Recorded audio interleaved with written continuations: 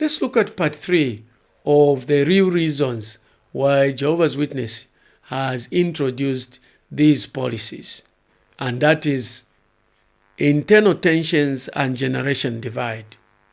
This is older members versus young members. Long-time members see these changes as compromising on long-held principles, while young members view them as overdue.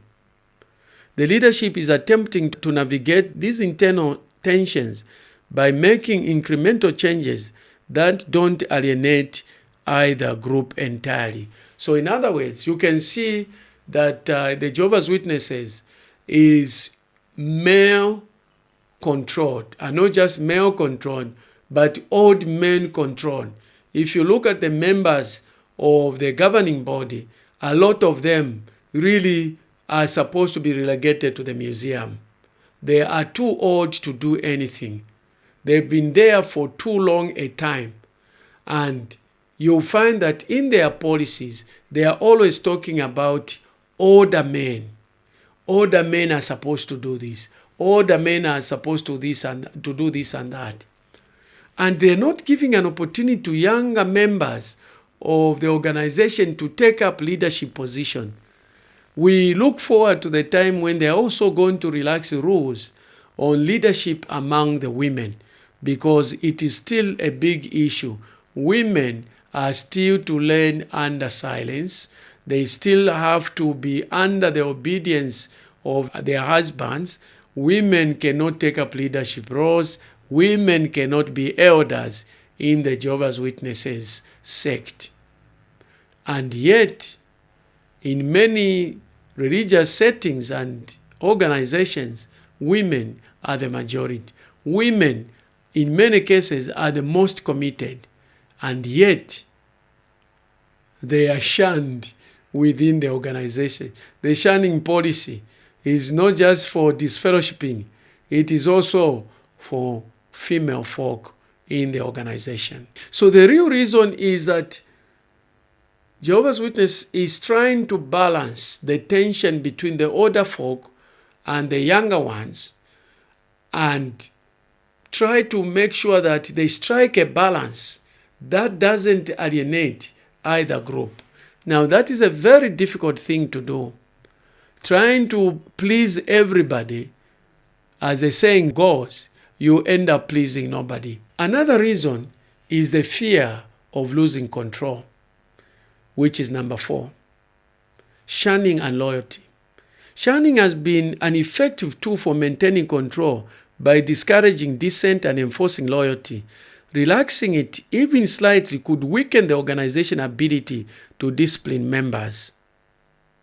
So, shunning has been used to maintain loyalty, to maintain commitment, to maintain and avoid and suppress dissent.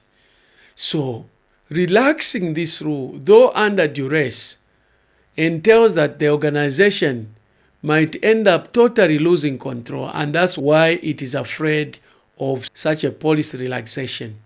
Now, the pressure is too much on this hand, but how do they still maintain the control but also respond to societal pressure that is driving these changes?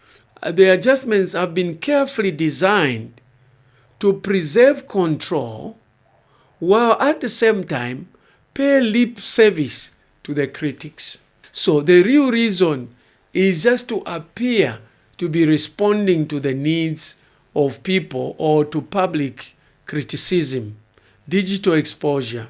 Online platforms have amplified the voices of ex-members and critics, making it harder for the organization to control its narrative. So, they can't hide anymore. There are so many of us who know about the Jehovah's Witnesses inside-out issues.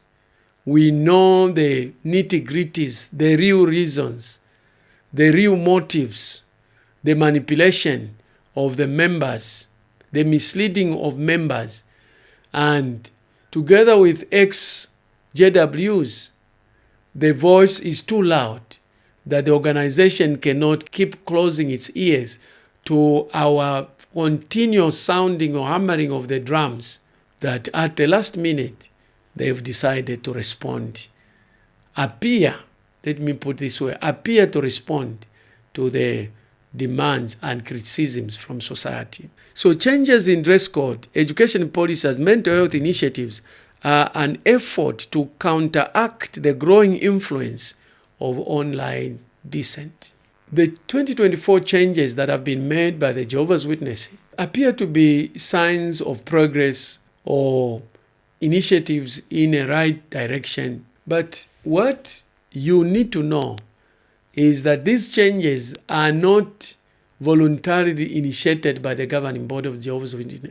This is a response to continuous criticism of its policies and its practices. These are ultimately reactive measures to deeper challenges. Legal pressures, members' decline, and internal divisions are forcing the Jehovah's Witnesses to adapt.